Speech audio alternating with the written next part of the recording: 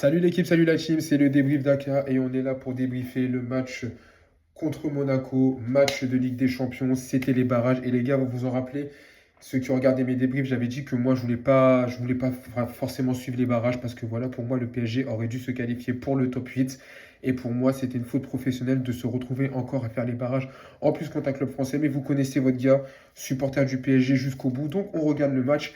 Il a fait un petit peu froid et les gars, franchement, on sentait le match piège. On sentait le match piège parce que Monaco, ces dernières années, c'est le club français qui pose le plus de problèmes chez lui au Paris Saint-Germain, avec notamment Rennes et Strasbourg, si je ne dis pas de bêtises. Parce que c'est le club qui nous a battus en Ligue 1 et c'était clair et net que ça allait être un match compliqué. Et ça a été un match compliqué. Pourquoi? Parce qu'au bout de 20 minutes, on a été mené 2-0. Au bout de 20 minutes, on a été mené 2-0. Et au bout de 20 minutes, on avait l'impression que les joueurs parisiens n'étaient pas rentrés dans leur match. Et ça, il faut en parler parce que ce soir, il y a des choses intéressantes à dire, mais il y a aussi des choses moins intéressantes. Au niveau de la composition, vous connaissez, hein, Luis Enrique a toujours fait du classique, Savonov dans les cages, charnière centrale, Marquinhos, le retour de Marquinhos qui fait du bien, parce qu'il était clair, il ne fallait pas mettre Zabarni aux côtés de Pacho, Hakimi à droite, Nuno Mendes à gauche, un milieu de terrain, Vitigol, João Neves et Warren Zaïre-Emery, puisque Fabien Ruiz était toujours absent. Ousmane Dembélé qui était titulaire aux côtés de Bradley Barcola et de Gvara. Désiré Doué qui était logiquement sur le banc puisque il était à l'envers et que c'était lui qui était vraiment visé au centre des critiques. Voilà les gars, donc on avait une composition qui était presque type, on avait en tout cas une composition qui devait permettre à Paris de réciter son football et de jouer un bon football et malheureusement on s'est fait cueillir dès d'entrée de jeu parce que dès d'entrée de jeu tu sais pas qu'est-ce qui se passe. Balogun qui est numéro 9, qui est le meilleur buteur de Monaco si je dis pas de bêtises, il est tout seul et il a le temps d'ajuster une tête à Savonov. Ça fait un 0, on était à 1 minute 18. Même pas 2 minutes de match et il y avait déjà 1-0 pour Monaco. Tu te dis, putain, ça va sentir mauvais. Ça va sentir mauvais, mais ça va sentir mauvais pourquoi? Parce que, encore une fois, tu as Balogun qui part à la limite du hors-jeu au duel avec Marquinhos. Décidément, Marquinhos, dès que tu as un joueur qui est un peu physique et qui va plus vite, c'est mort pour lui. Qui va au duel et qui va ajuster parfaitement Savonov et ça fait 2-0.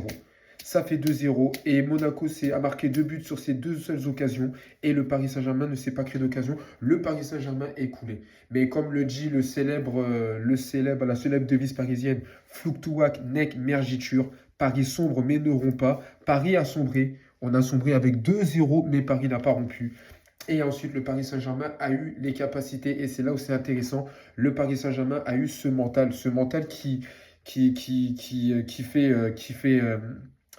fait réputation au Paris Saint-Germain depuis le début de saison, de revenir dans le match et de s'imposer, avec notamment la présence d'un joueur important, Monsieur Désiré Doué, qui pour moi est l'homme du match. Parce que c'est lui qui a changé le match. Parce que c'est lui qui a été le premier à marquer le premier but pour le PSG et réduire la marque. C'est lui qui, sur la frappe qui est qui est repoussée par le gardien et qui revient sur Hakimi, permet l'égalisation du PSG. Et c'est encore lui qui met le doublé pour que Paris s'impose ce soir dans un match qui était très très très compliqué. Donc franchement, Désiré Doué, pour moi les gars, homme du match, il n'y a rien à dire. Désiré Doué est vraiment l'homme du match. Mais en tout cas les gars, voilà, il y a vraiment beaucoup de choses à dire parce que le match a vraiment été très très très compliqué. On était à l'envers, on est mal rentré dans le match et à un moment donné, le football, on le sait, quand tu respectes pas le football, tu peux vite être puni.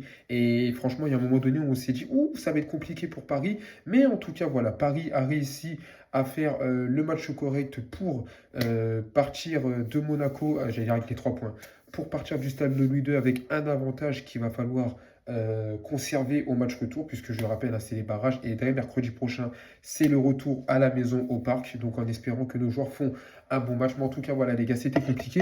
On passe au débrief P2P.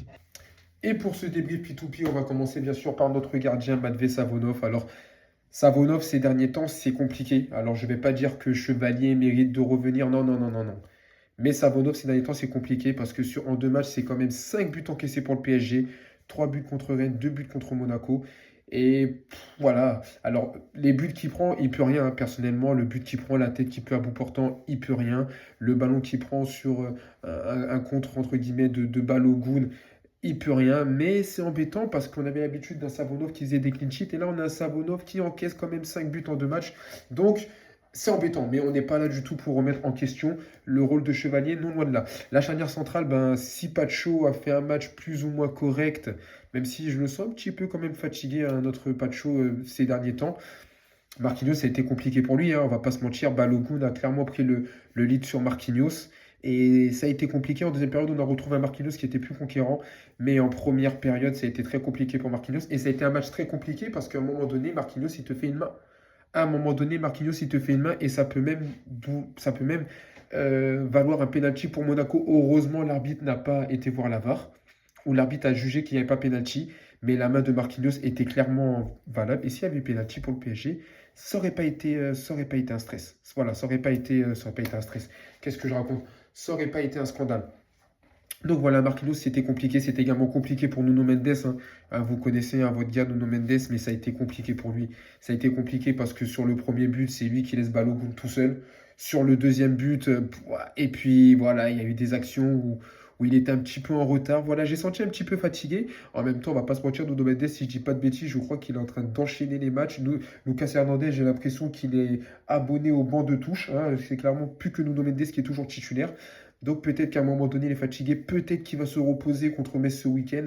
Mais en tout cas, voilà, c'était un peu compliqué pour Nuno Mendes. Achraf Hakimi, par contre, qui revient petit à petit. Et moi, ça m'a fait plaisir. Ça m'a fait plaisir parce qu'Achraf Hakimi, c'est lui qui égalise pour le PSG et j'ai bien aimé le match d'Achraf. Alors oui, défensivement, c'était pas toujours ça et tout, mais par contre, offensivement, on commence à retrouver un Achraf qui va vers l'avant, un Achraf qui est incisif, un Achraf qui commence à redevenir technique. Et petit à petit, on retrouve notre Achraf Hakimi et je pense que c'est de bon augure puisqu'on rentre vraiment dans la partie importante de cette saison du Paris Saint-Germain. Au milieu de terrain, Vitinha, ça a été compliqué pour lui. Alors oui, Vitinha, c'est le métronome, mais tu commences à sentir que Vitinha est fatigué. Parce que Vitinha, comme l'a dit Luis Enrique, malheureusement, c'est vraiment la pièce maîtresse du PSG. Donc, tu es obligé de mettre Vitinha dans le match parce que quand il n'y a pas Vitinha, le PSG est sans dessus-dessous. Mais il commence à être fatigué. Parce que déjà, il rate un penalty. Alors qu'il fut un temps, Vitinha marquait tous ses penalties quand il faisait notamment sa spéciale Neymar. Il marquait tous ses penalties. Maintenant, il rate un penalty. Et parce que maintenant, même quand il a des situations de frappe, il te met des frappes en orbite, il te met des frappes qui avant il aurait cadré un minimum ou quoi que ce soit. Donc tu sens que ça devient compliqué pour Vitinha et qui vont le faire se reposer. João Neves, j'ai beaucoup aimé son match. Je trouve qu'il a été solide. Je trouve qu'on a retrouvé un très très bon João Neves. Il s'est battu sur les ballons. Il a été solide. Il a été technique. Il a essayé de combiner avec ses joueurs, avec ses coéquipiers. Et franchement, c'était un très très bon match de João Neves. Et puis Warren Zaïre qui fait des bons matchs. Warren Zaïre qui est un petit peu emprunté légèrement contre Rennes au final. Mais voilà, là qui a fait un bon match. Il a eu quelques actions, hein. Il a eu quelques occasions. Malheureusement, il ne les a pas mises au fond. Mais il a eu quelques actions de but. Et ça fait plaisir de voir un peu Warren voilà, se projeter vers l'avant. Au niveau des attaquants, bah, Dembélé est ressorti blessé. Voilà, qu'est-ce que vous voulez que je vous dise, les gars? Dembélé était arrivé, il avait un peu mal au mollet, il était titulaire, il est sorti blessé.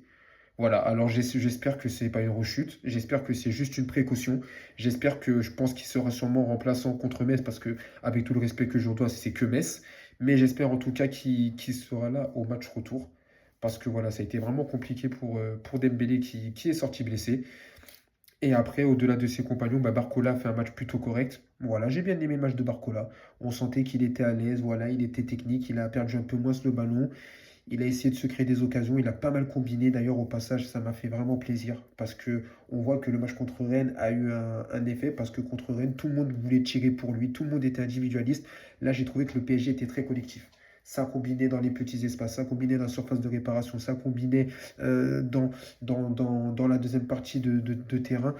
Ça combinait, voilà, tu voyais bien que Vitinha combinait avec João Neves, qui combinait avec Warren Zaïre, qui combinait avec Barcola, qui combinait avec Désiré Doué, qui combinait avec Dembélé, qui combinait avec Vara. Tu voyais que les joueurs essaient vraiment de jouer collectif, comme avant. Et voilà, ça c'est ce que j'ai apprécié avec le PSG, parce que voilà, ce jeu collectif, ça faisait un petit moment qu'on ne le voyait plus. Et là, on a vraiment vu que les joueurs essayaient vraiment de jouer les uns pour les autres. Et je trouve que pour le coup, Barcola a été très très bon dans ce truc. Il a été vraiment très très altruiste. Et de l'autre côté, Gvara aussi avait fait un match pas dégueulasse. Gvara, décidément, je pense qu'il faut le dire, il y a un Gvara en Ligue des Champions et un Gvara en Ligue 1. Et le Gvara en Ligue des Champions, le Gvara en Ligue des Champions, il veut briller et il est bon. Il est à l'aise avec le ballon, il est bon techniquement. Voilà, quand il commence à faire sa percée dans la surface de réparation, qui se met en position de frappe, ça peut vraiment être beau. Et un Gvara en Ligue 1 qui n'a pas envie de jouer, qui boude, qui s'énerve, qui fait je sais pas quoi. Bon, là, Gvara, à un moment donné, il a un peu gueulé parce que je crois qu'il y a une passe qu'il attendait, il n'a pas eu. Mais au final, ça a été quand même un match correct de Gvara. Et puis bah, après, on va parler de l'entrant. On va parler de l'entrant, Désiré Doué. Désiré Doué, les gars, qui...